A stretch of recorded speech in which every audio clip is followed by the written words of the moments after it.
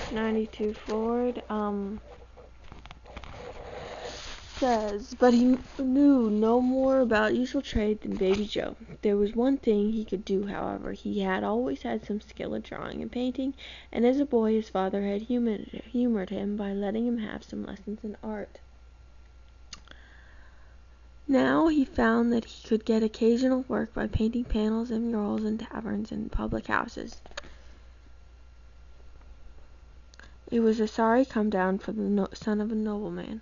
Sometimes they paid him only in food and lodging, and he and his wife were obliged to stay there eating and sleeping out his earnings. Truly, they were glad enough to have a roof over their heads and something in their stomachs, I imagine. I myself remember the long walks and the slim dinners, and sometimes nights spent under a haycock when we could not find a tavern which wanted decorating. "Poor father!" cried Caddie softly. "But worse was to come," said Mr. Woodlawn slowly. "The tramping about, the worry and hunger and cold were too much for my father, who did not have a peasant hardiness of my mother and me. I was about 10 when he died, and I was a little lad who looked scarce half my years. And what did you do then?" breathed the little Woodlawns anxiously. "My mother had no money to take us home again." And what could she have expected for us if she had gone? The old lord was not likely to forgive her after his son was dead, and the shoemaker was annoyed with his daughter for marrying out of her class as the old lord was himself. And then my mother had her own amount of pride. In those days the worst vice in England was pride, I guess. The worst vice of all, because folks thought it was a virtue. "But father, what about the clogs and breeches?" asked Caddie. "Have patience," said Mrs. Woodlawn. "You'll get to them presently. My mother earned what she could as a seamstress, but that was not enough. We had no home of our own, and we wandered from lodgings to lodgings, always half hungry and owing money. I did what odd jobs I could, but folks thought me too small and young to be entrusted with much.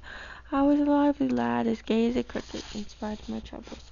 I had learned to dance, and I begged my mother for a pair of clogs. The poor good woman had no money to spare for dancing clogs, as I well know now. But I dare say I left her no peace, and suddenly she had an idea for granting my request, and at the same time adding something to our income. She bought me the clogs, and made me a little green jacket and a pair of red breeches. There was a green cap, too, with a feather, and so I danced, and people threw me coppers, as if I had been a monkey. Did you make a lot of money, father?" "No, but I made enough to help, and sometimes they engaged me in cheap music halls to do a week's turn or two. That was a great event." "Oh, father, can you still dance?" said Caddie. "I've still got 2 legs," said Mr. Woodlawn, gay once more. "Oh, do," the children cried, seizing him by the hands and pulling him out of his chair. "Oh, father, dance, do!" Mr. Woodlawn laughed, and then suddenly he pursed his lips and began to whistle an old-fashioned jig.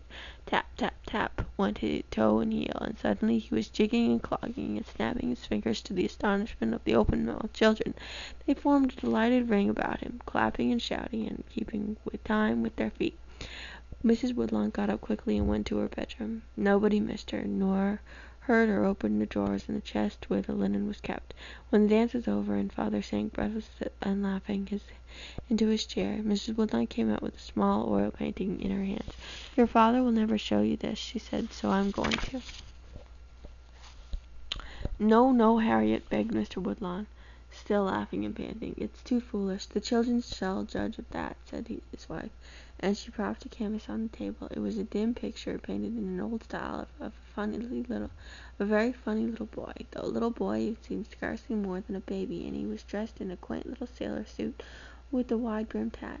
2 tufts of a bright red were pulled down on either side of his face beneath the brim of the hat.